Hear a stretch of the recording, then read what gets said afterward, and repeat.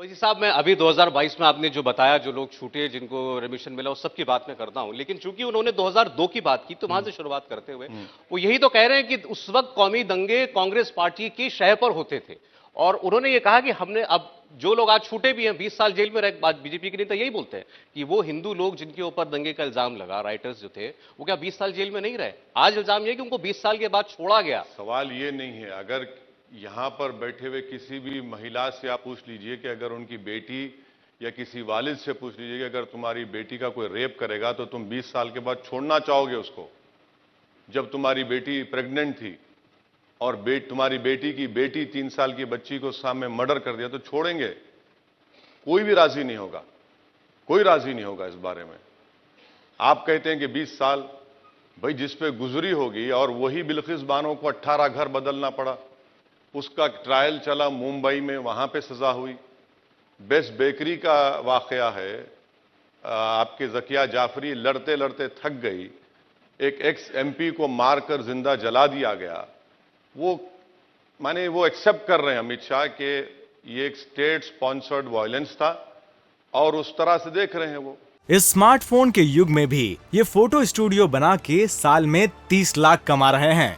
आपको भी ये कमाना है, उनसे सीखना है तो फ्रीडम ऐप को अभी डाउनलोड कीजिए।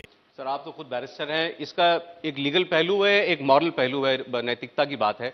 बीजेपी वाले इस पर लीगल पहलू पर बात करते हैं कि भाई बिल्किस बानो के जो दोषी थे जितने भी, उनको रेमिशन दिया जाए। ये सवाल सुप्रीम कोर्ट ने उठाया, उन्होंने पूछा सरकार से कि आप बताइए कि इसमें क्या प्रोविजन है। अभी स्टेट होम मिनिस्टर ये बोल करके गए। नहीं, सुप्रीम कोर्ट ने जो कहा, छोड़ने के लिए नहीं कहा सुप्रीम कोर्ट ने। संस्कारी जिसने कहा बिल्किस बानो के रेपिस्ट को और उसकी बेटी की हत्या करने वालों को, आपने उसको टिकट दे दिया गोधरा से। नरोडा पाटिया का जो कातिल है 92 मुसलमानों का, आज वो मर्डरर है और वो निकलकर मोदी जी के नाम पर वोट पूछ रहा है।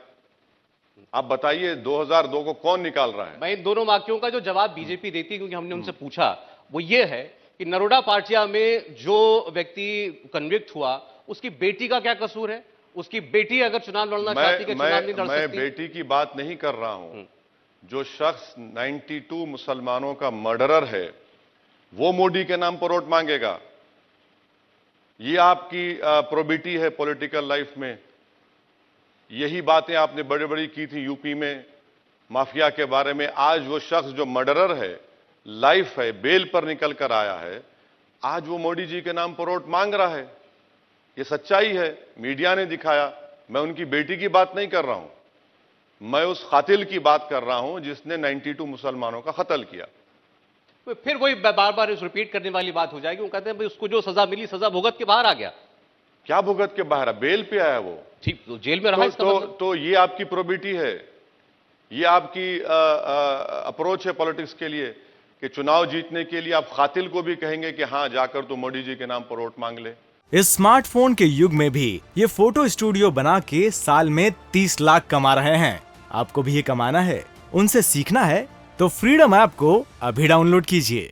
अच्छा ठीक है, फिर इसमें अब चूंकि आपने गोधरा का जिक्र किया, गोधरा में जिस व्यक्ति ने ये कहा, और वो कई बार के वहां के विधायक हैं, कि ये जिन लोगों को छोड़ा गया 15 अगस्त के दिन, सुनिए, हाँ मैं वही बता रहा हूं, कांग्रेस से जीते थे, हाँ, भाजपा में चले गए, उसके बाद रिव्यू कमेटी का मेंबर बना दिया गया, उनको उन्होंने कह दिया कि संस्कारी लोग हैं। अच्छा, वो संस्कारी कहां थे?